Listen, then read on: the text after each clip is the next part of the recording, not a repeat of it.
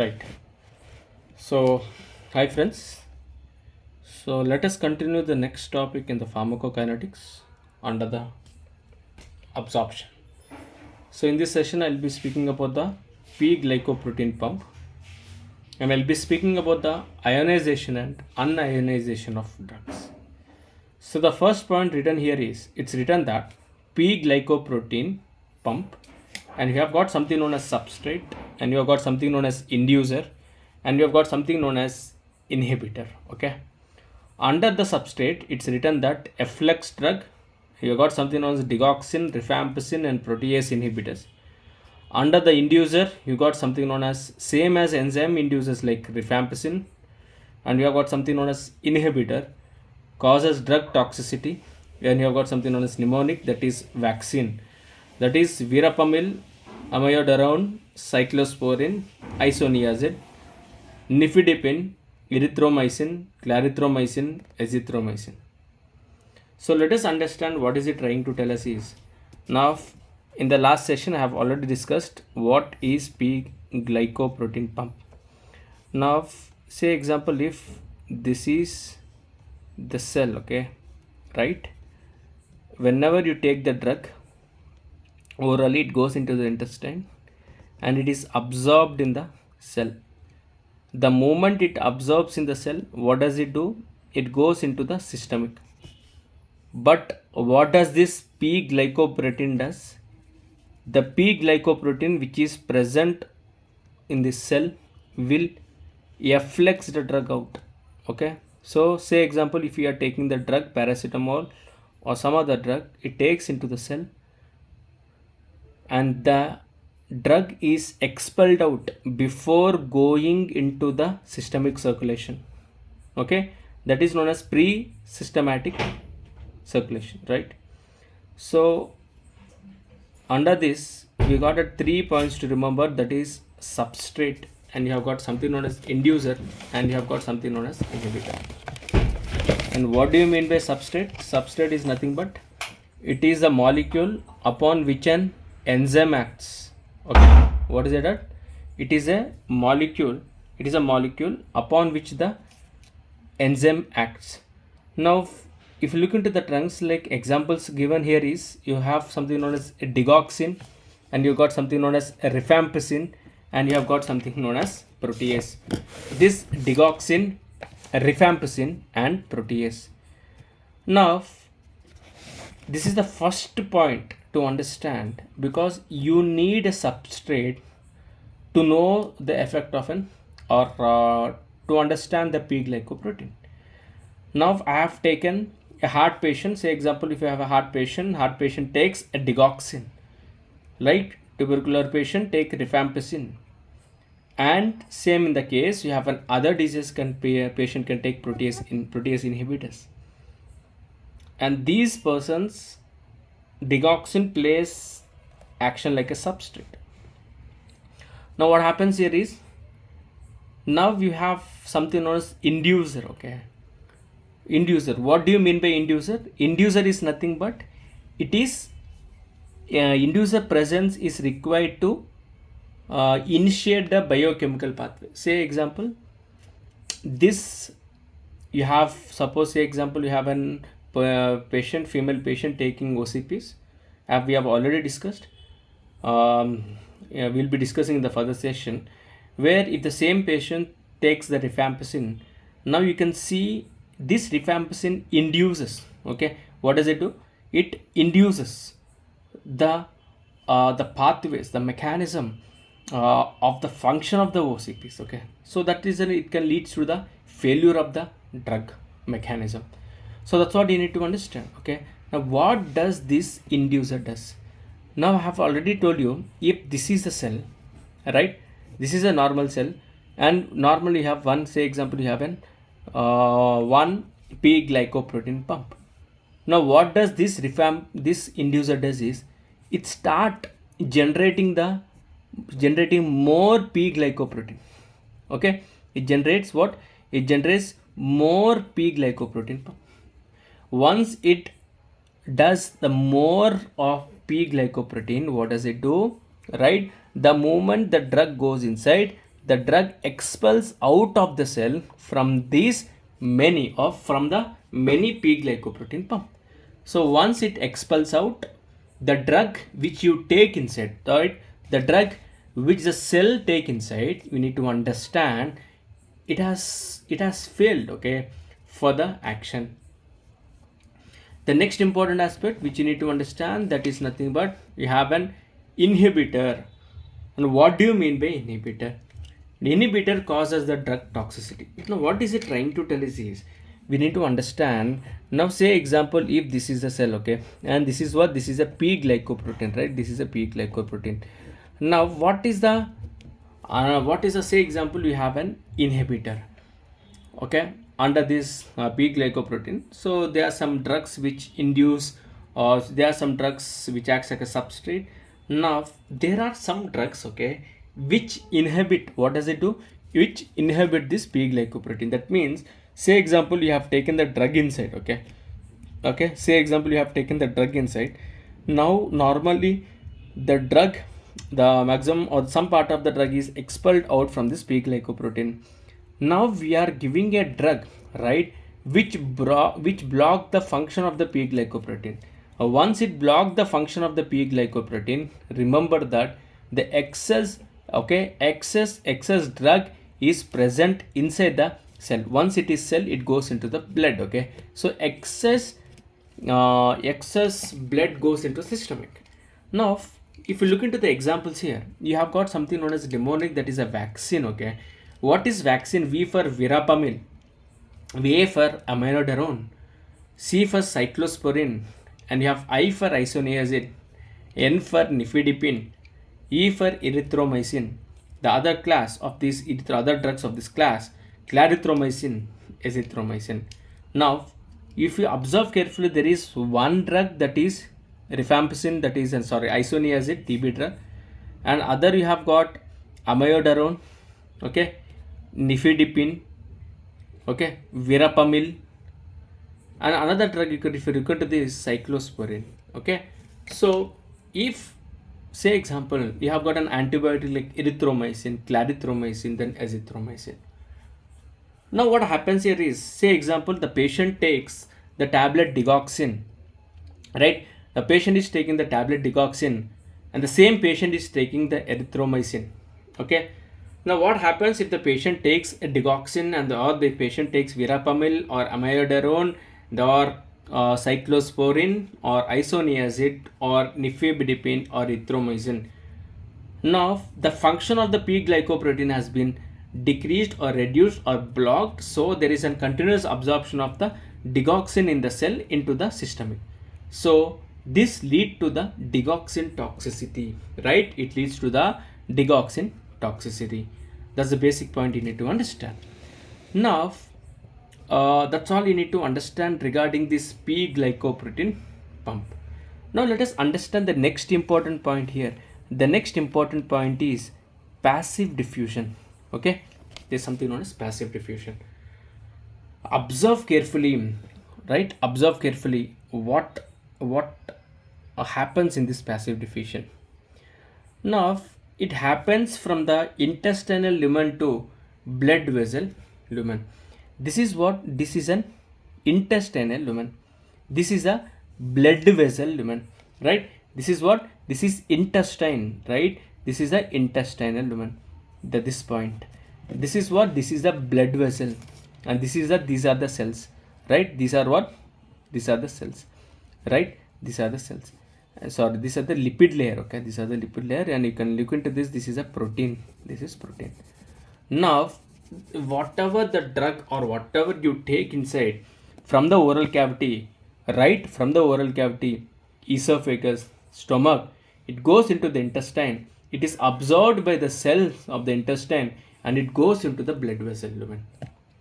Now you need to understand, right, you need to understand that the moment you take the drug inside, okay, the moment you take the drug inside, now some drug, right, some drug absorbs into the blood vessel lumen, some drugs are not absorbed into the blood vessel. What plays an important role in absorbing the drug?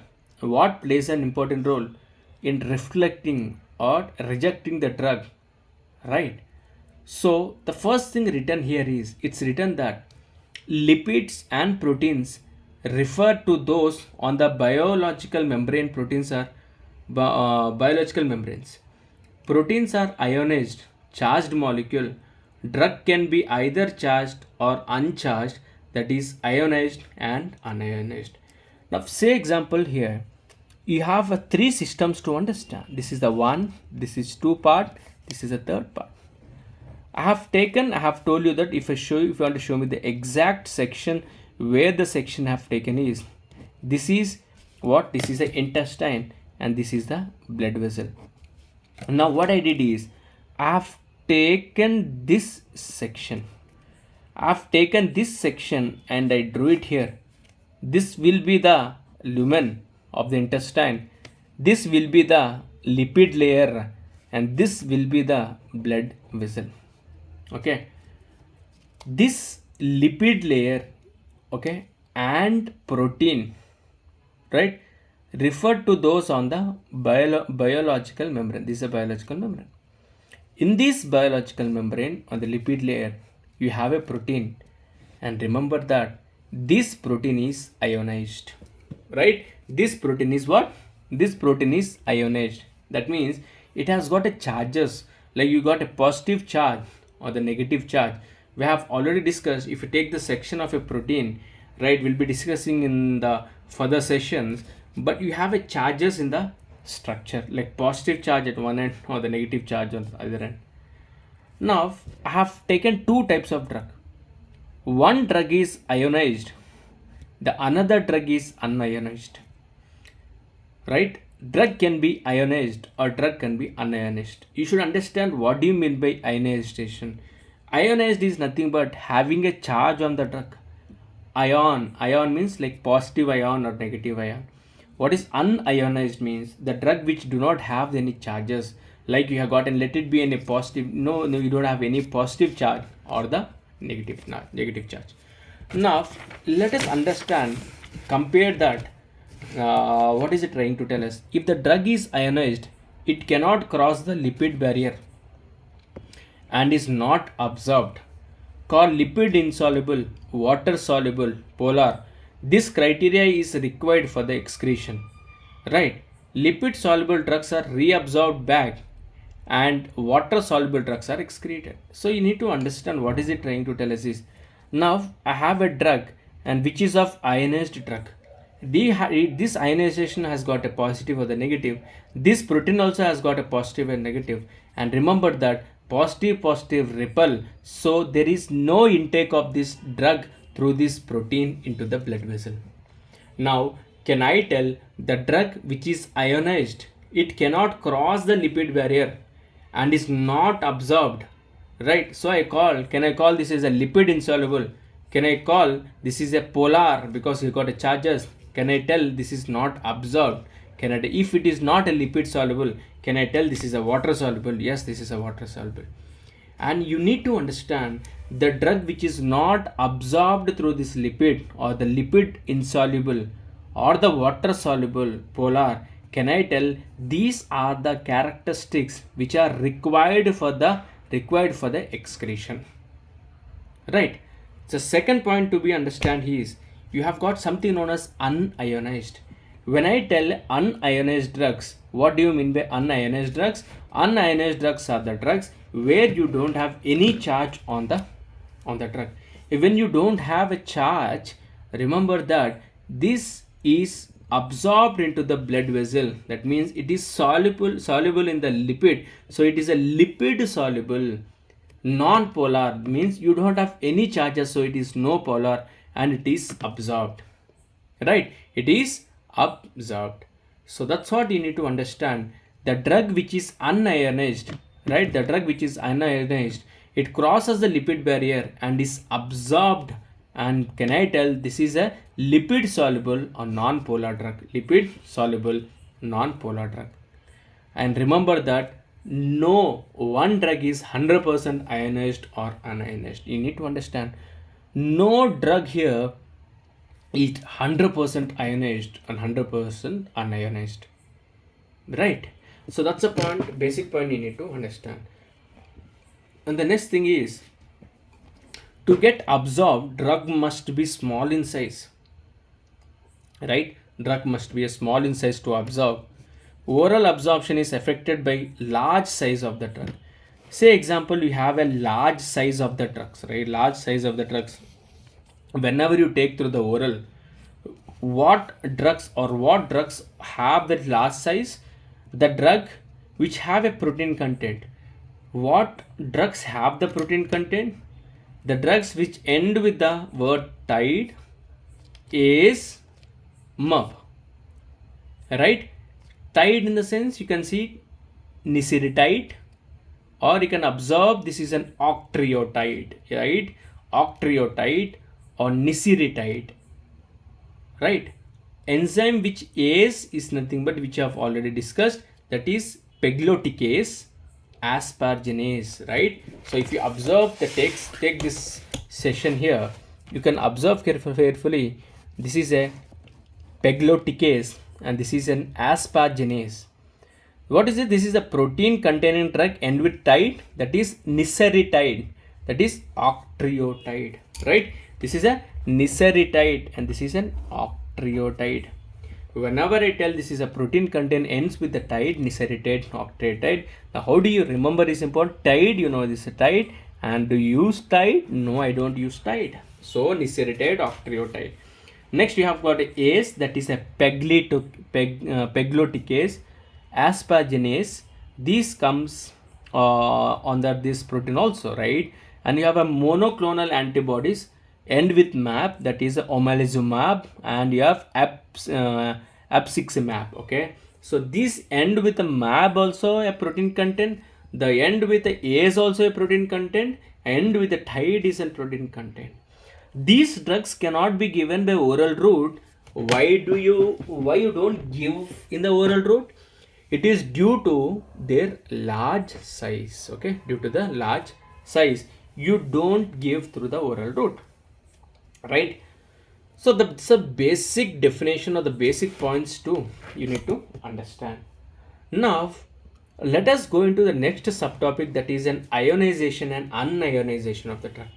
I have already discussed, okay? I have already discussed what is this unionized and the ionized. Now pH of the medium and the pH of the drug are unequal, right? Majority of the drug is ionized. Example, acidic drug in basic. Now say example here, what happens here is pH of the medium and the pH of the drug are unequal. Now say example, this is a environment, right? This is a environment. This, say example, if this environment is pH is different, right? And the drug which pH is different, that means pH of a drug is unequal to the pH of the medium, right? Now example for this is, if you look into the acidic drug in the basic medium, right? This is the one scenario. The second thing you can understand, the pH of the medium and pH of the drug are equal. Now pH of a drug or the medium or pH of the drug is equal. Now when this pH both are equal, both the pH of the medium and the drug are equal, majority of the drug is unionized, remember, right? When both are equal, majority are unionized. Acidic drug in acidic medium, now both are equal, right? The acidic drug is acidic and in the acidic medium. So can I tell both are equal, so it is unionized. Now if you observe carefully the next point written here, it's written that now if you look into the stomach, okay, because of the acidic nature medium, right, it produces the HCl. So you have an acidic medium in the GIT. In the small intestine, you have a basic medium in the GIT. Right? Now, the next point to understand here is unionization, that is pH of a drug and the pH of the medium should be same. I have already discussed the pH of the drug and the pH of the drug and the medium should be same. When both are same, there will be unionization of the drug. In which cases, like acidic medium, like acidic drug in the acidic medium. Right? Now, the other important points written here is, it's written that the maximum absorption of a drug occurs in the small intestine. Where does it do? The maximum absorption of any drug occurs in the small intestine. Why? Because of the large surface area. Now I have given a simple example here. Now you have got an acidic drug, okay? Right? You have gotten, say example, you got an acidic drug. The acidic drug, you have got a question, where does the acidic drug maximum absorb?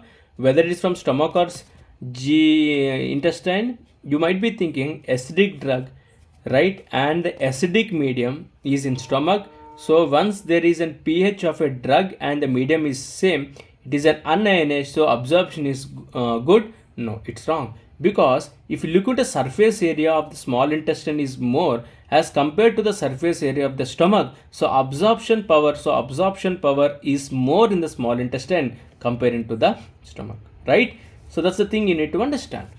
So the next important point written here is, you have observe carefully here.